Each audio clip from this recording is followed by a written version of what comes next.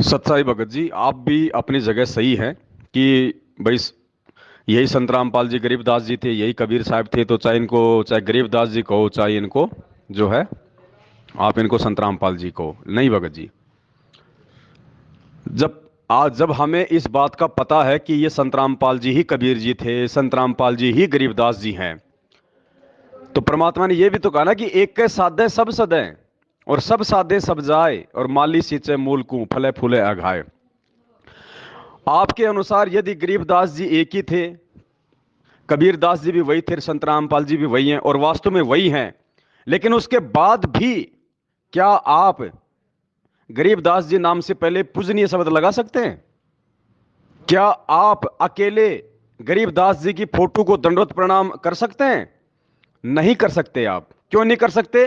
क्योंकि हमें पता है कि वो होने के बाद भी हमारे लिए उससे भी उत्तम, जो पूजनीय है, जो आदरणीय है, वो उस कबीर परमेश्वर का वर्तमान नाम रूप है, वो शरीर है। तो इसलिए हम भगत जी अब ये थोड़े ओछे हथकंडे अपनाने में आ जाएगा। भगत जी, मंसूर की कहानी क्यों सुनाई परमात्मा ने? क्या कहा था उस राजा ने, उन मौलवियों ने, कि मत बोल अनल हक, हम जो तेरे को नाम दे रहे हैं वो नाम बोल ले। नहीं, जो मेरे गुरु ने दिया वही बोलूंगा, अनल हक। एक हाथ काट दिया। अभी भी मान जा, मत बोल अनल हक। नहीं, वो चाहता तो अपने गुरुजी का नाम ले लेता, कोई और नाम ले लेता, कोई गुरुजी से प्रार्थना कर लेता, गुरुजी इस नाम से मुसलमान धर्म को नफरत है, मेरे को कोई दूसरा नाम दे दो। नहीं, वो गुरु वचन पे डटा रहा। तो गुरुजी ने जब एक बात बोल दी हमें सीधे तौर पे भगत जी, कि ये फोटो जो है ये काल्पनिक है, और तुम्हारा वक्त गुरु से ही बेड़ा पार होगा। तो वक्त गुरु कौन है, वो किस नाम से आया हुआ है, फाइनल है। आगे भगत जी जरेबाजी करने की आवश्यकता नहीं पड़ती फिर। और यही हमारी परीक्षा है कि देखिए हम उनके दबाने से दबते हैं या नहीं दबते हैं। ये काल का चाल है, ये काल का जाल है, ये मैनेजमेंट नहीं कर रहा है ये कुछ भी, ये काल कर रहा है।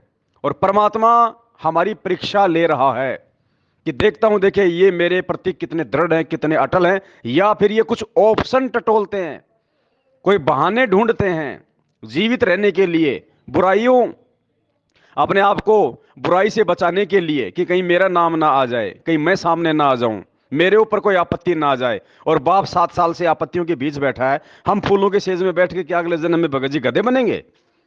अब ये सुबह एक भगत का फोन आया, बोल भगत जी मैं रास्ते में निकल लिया, मैं वापस नहीं जा सकता। मैंने कहा क्यों? बोले वापस जाऊंगा तो गांव वाले जो है मल की मेरी बेइज्जती करेंगे, मेरा मजाक उड़ाएंगे। मुझे 7 साल से तेरा बाप जेल में बैठ के अपनी मल की जो है मतलब इज्जत करवा रहा है क्या? जब तेरे बाप की कोई इज्जत नहीं है वर्तमान में इस दुनिया में, और तू जो है गांव वालों से इज्जत लेके गधा बनेगा? भगत जी ये परीक्षा है। क्या कहा गुरु जी ने एक सत्संग में, कि पुण्यात्माओं अगर तुम्हें परमात्मा चाहिए तो इस रामपाल दास के विषय में सोचने से पहले भी तुम्हें सोचना पड़ेगा कि हम गुरु जी के बारे में नहीं सोच रहे, हम कबीर जी के बारे में क्या सोच रहे हैं।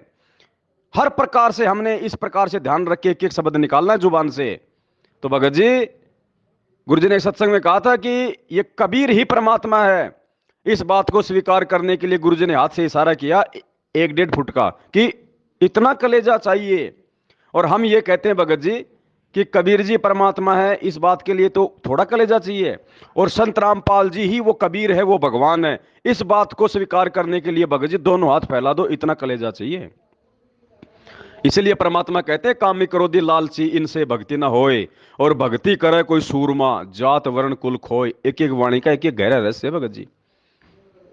ये संत रामपाल ही चलेगा वर्तमान में कलयुग की पिछली पीढ़ी में। कबीर इनका वैदिक नाम है। ध्यान देना भगत जी, कबीर इनका वैदिक नाम है, वेदों में लिखा हुआ है, सतलोक में भी यही नाम है। लेकिन यही परमात्मा जब सतयुग में आया तो ये कबीर नाम लेके नहीं आया था, सतसुकृत नाम से ही पहचाना गया सतयुग में। जब यही परमात्मा कबीर परमात्मा जब ये त्रेता में आया तो ये मुनिंद्र नाम से पहचाना गया, द्वापर में आया तो ये करुणामय नाम से पहचाना गया, ये कलयुग में आया तो ये कबीर नाम से पहचाना गया। क्योंकि ये जिस नाम से आता है उसी नाम से पहचाना जाएगा। आज ये कलयुग नहीं है भगत जी, ये कलयुग की बिचली पीढ़ी है, और बिचली पीढ़ी में वो कबीर यदि रामपाल जी के नाम से आया है तो आगे रामपाल ही नाम चलेगा भगत जी।